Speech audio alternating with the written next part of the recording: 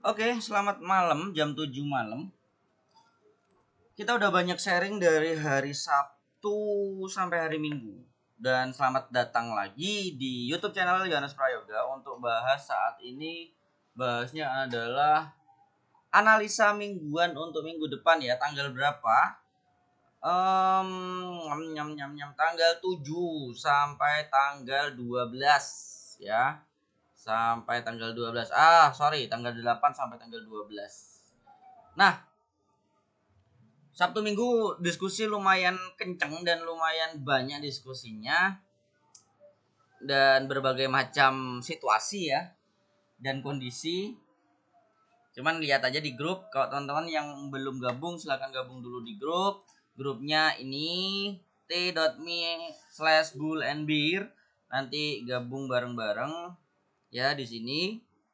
Nah, yang kita bahas sekarang adalah analisa. Kita analisa kemarin dulu. Kita akan review analisa kemarin dan dicocokkan apa yang terjadi pada bulan ini ya. Oke. Analisa kemarin adalah kita menganalisa GBP USD untuk awal pertama. Itu ngelihat di sini aku menganalisa bahwa dia akan turun. Cuman ternyata kalau tembus dia akan semakin naik. Ternyata untuk saat ini dia semakin naik ya. Kataku tembus, ternyata nggak jadi tembus. Nggak jadinya di mana? Nggak jadinya di sini. Ternyata tembus dan dia ketika tembus targetku sih sini.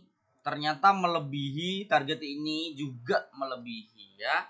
Itu untuk GBSD. Dan untuk saat ini Bang Jo dalam melakukan analisa apakah bisa support. Nah, nanti aja aku balas. Fokus ke analisa dulu ya. Nah, untuk saat ini GBSD bagaimana? Kita lihat dulu GBSD, aku hapus dulu support resistennya biar nggak terlalu sibuk. Oke, untuk GBSD kita lihat di sini bahwa trennya lagi naik atau bisa dikatakan masih trend up ya, masih trend up dan paling bagus adalah memang trend buy. Terus dari sisi ini aku kurang-kurangin, aku kurang-kurangin. Terus ya udah. Terus oke. Terus habis itu bentar ya, aku kurang-kurangin dulu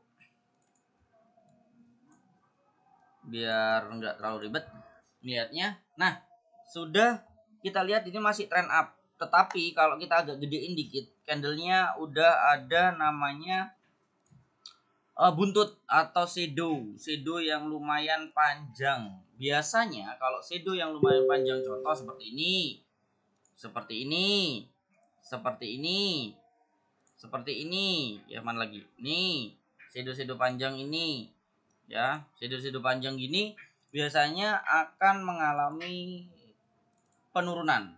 Kalau shadownya panjang ke atas akan mengalami penurunan. Kalau shadownya panjang ke bawah itu biasanya kuat untuk naik kayak gitu ya. Cuman jangan dimakan mentah-mentah begitu aja. Jadi harus dikonfirmasi juga shadow-shadownya ini. Oke, kita lihat dulu resistennya seperti apa di GBBSD. Di sini ada resisten. Kalau dia apa tadi chatnya apa tadi? Banyak ya. Ya oke. Kalau dia bisa tembus lagi nih, kalau bisa tembus lagi untuk GBSD, kalau bisa tembus lagi kemungkinan besar akan menginjak resisten berikutnya. Bisa jadi di sini ya. Oke, kita buat dulu analisanya dan kita nanti screenshot untuk open posisinya, kemungkinannya gimana dan bagaimana. Nah, kalau seumanya dia nggak tembus, berarti kita mencari titik support. Dan kenapa kok bisa GBSD naiknya minta ampun hampir semua mata uang ya, kecuali apa itu kemarin ya. Ya jika ada. Karena USD-nya sedang mengalami ricuh di negara tersebut. Ya, apalagi ditambah pandemi ini, jadi kalah banget ekonomi dari pihak USD. Cuman ini terlalu turun sih. Kemungkinan besar kalau memang ini mungkin akan turun, bisa jadi bisa di sini. Cuman ya tadi benar, cuman kecil. Bisa jadi kalau memang trennya naik itu bisa tembus. Jadi kita ambil support di sini dulu. Dan support kecil itu di sini ya, support kecil. So, apa yang bisa kita analisa, kita naikkan dulu namanya. Oke. Yang kita bisa analisa adalah kemungkinan besar ya, kemungkinan besar kalau kita tarik seperti ini. Kalau kita tarik seperti ini, kemungkinan besar yang terjadi adalah koreksi turun. Koreksi turun ke sini mungkin, tapi ini kemungkinan besar sih nggak ke sini juga. Jadi bisa jadi ke sini, ke daerah trendline-nya lagi. Daerah trendnya lagi untuk naik. Tapi kalau tembus ya udah turun sampai mengejar ini. Kalau memang tembusnya sampai bawah, ya akan tembus ke sini ya. Tembusnya akan tembus ke sini. Ya. Tapi kalau dia itu ternyata masih bisa tembus lagi untuk minggu depan, ya udah kita ngejarnya adalah ngejar ke sini untuk GBSD. Tembus lagi ya berarti ngejar paling atas lagi ke sini. Ya. Oke. Seperti itu kemungkinan untuk GBSD. Kita save dulu filenya. Nah, sekarang lanjut ke analisa berikutnya.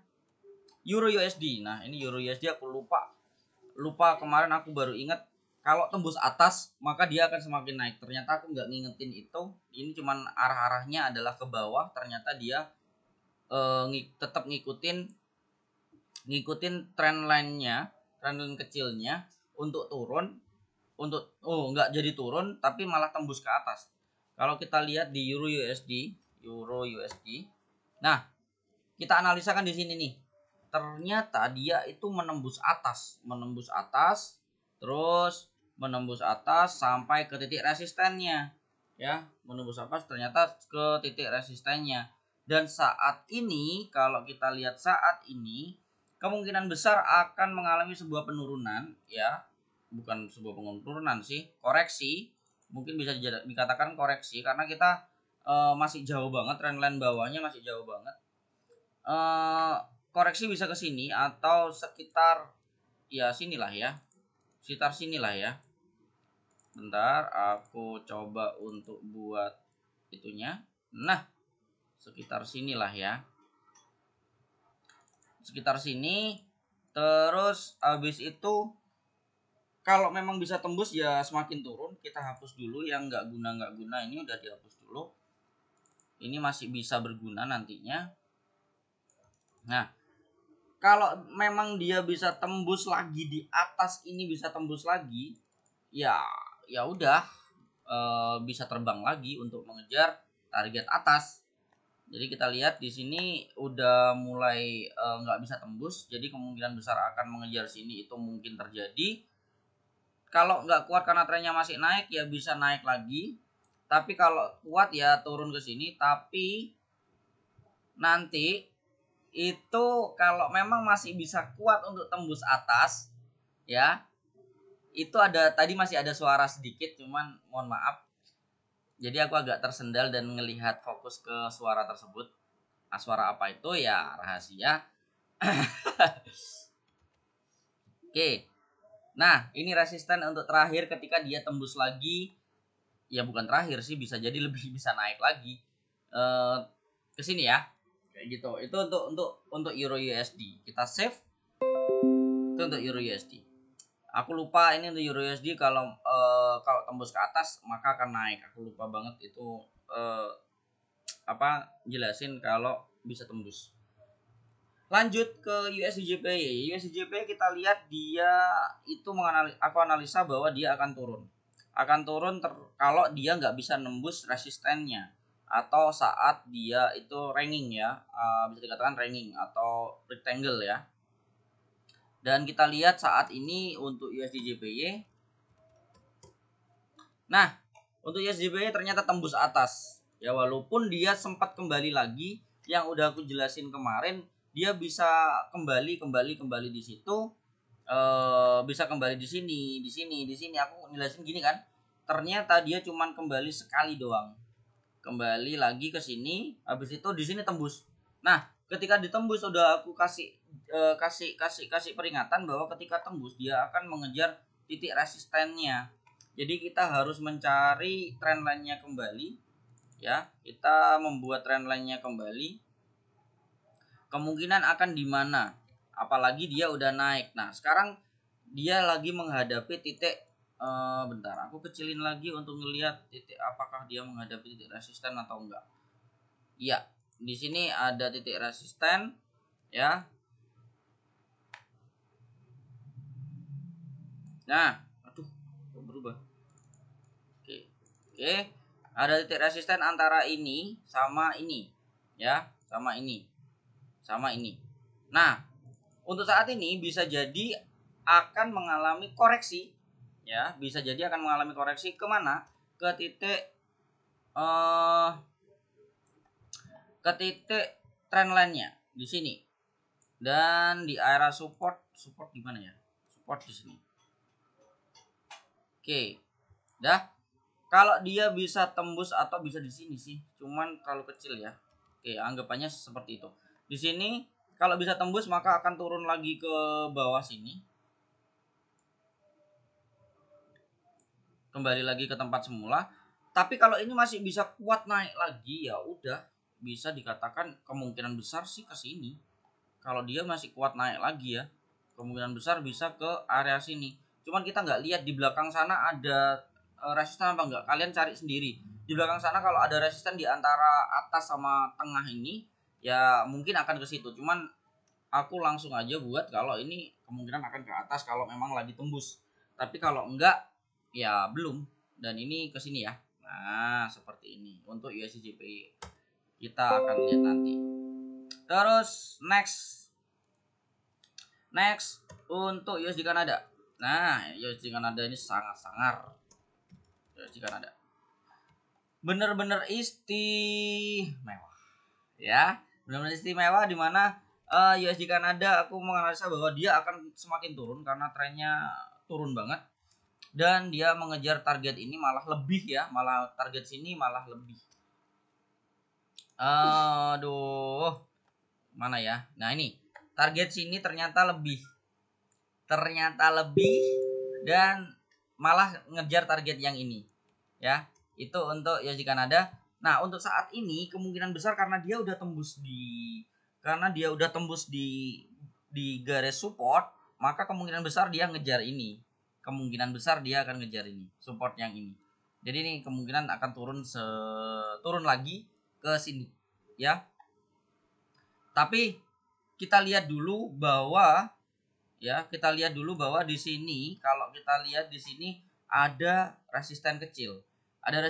Kalau semuanya dia bisa tembus resisten kecil dan dia melewati garis atau resisten kecil ini, ya, dua resisten trendline bawah sama resisten kecil, high kecil ini, maka bisa kemungkinan besar kalau dia bisa melewati dan itu udah tembus balik lagi ke area tembus ke area ini. Nah, ke area ini, ya. Itu untuk USD Kanada. Lanjut ke Euro JPY. Euro JPY. Sorry, JPY. Oke. Euro JPY aku menganalisa, padahal menganalisanya hanya sekitar sini loh. Ya, naiknya, ya. Bentar, aku lihat dulu. Sini, ini karena terlalu tinggi banget. Ini tembus. Jika ini tembus maka dia akan ke target ini, ya. Ternyata akan ke target ini. Ternyata dia makin tembus lagi. Kalau kita kecilin, aku cari target ini kemarin, tembus lagi masih, dan kuat banget untuk Euro JPY. Jadi waduh, ini parah banget, Euro JPY bisa sampai tinggi banget. Nah, untuk saat ini karena ini tingginya minta ampun, ya. Kita trendline-nya seperti ini. kita trendline-nya juga udah melewati trendline malahan, dan kita hanya bisa memanfaatkan resisten doang, maka kalau ini nggak bisa ketembus, kemungkinan akan menuju ke support ini. Kalau nggak bisa ketembus ya, tapi kalau ketembus udah, aku nggak tahu lagi, dia bisa lebih naik lagi ya. Untuk Euro JPY bisa naik lagi dan lebih bahaya, lebih riskan. Aku kecilin dikit. Oke. Nah, aku kasih garisnya. Kalau begitu seperti ini. Kalau dia memang nggak bisa tembus, dia akan turun koreksi sini, mungkin akan naik lagi. Kalau tembus berarti dia cari yang ini. Tapi kalau dia itu nggak bisa tembus, ya balik lagi ke situ. Tapi kalau ini tembus, ya udah di atas, nggak tahu aku resisten di mana, cari sendiri deh. Di atas resisten yang terdekat di mana, itu kemungkinan untuk Euro JPY ya. Itu Euro JPY. Next, ternyata gede banget Euro JPY. Out USD sama, out USD juga tembus total, sumpah tembus total. Kemarin itu ya karena US sedang bermasalah, jadi ini tembus total, dan ini kelihatan banget kalau ini udah ngejar ini ya. Oh, sampai kecil banget loh, karena trennya emang gede banget kemarin. Kalau orang-orang yang averaging jelas ya udah alhamdulillah, kata brokernya alhamdulillah, habis lagi tuh orang gitu. Karena trennya nggak berhenti kalau di averaging ya kayak gitu, kelemahan averaging ya kayak gitu kawan-kawan. Jadi kita tetap gunakan batasan loss, nggak bisa kalau kita maksa dan tidak menggunakan batasan loss, itu nggak bisa ya, mohon maaf, itu nggak bisa. Jadi tolong ngerti maksud dari ucapanku, kenapa aku selalu berikan kata-kata jangan pernah tidak menggunakan stop loss atau menahan posisi, bahkan averaging. Selalu setiap bulan, setiap 2 bulan sekali atau 1 bulan sekali, ada pergerakan yang memang nggak bisa untuk di averaging, nggak bisa dipaksa, dan dia bisa tembusnya nggak karuan dan nggak selesai ya. Hati-hati. So untuk saat ini untuk AUD ini masih belum nyanto, jadi kemungkinan masih akan ke target ke sini. Kalau lebih ya udah cari sendiri. Kalau lebih semakin naik cari sendiri. Kalau dia bisa tembus bawah akan mengejar titik support ya. Itu aja untuk AUD karena udah terlalu tinggi banget. Untuk trendline aja udah nggak mampu untuk memprediksi kedepannya gimana menggunakan trendline. Ya mungkin bisa untuk TF lebih besar. Jadi ya udah ini dulu untuk AUD. Terus lanjut ke USD CHF.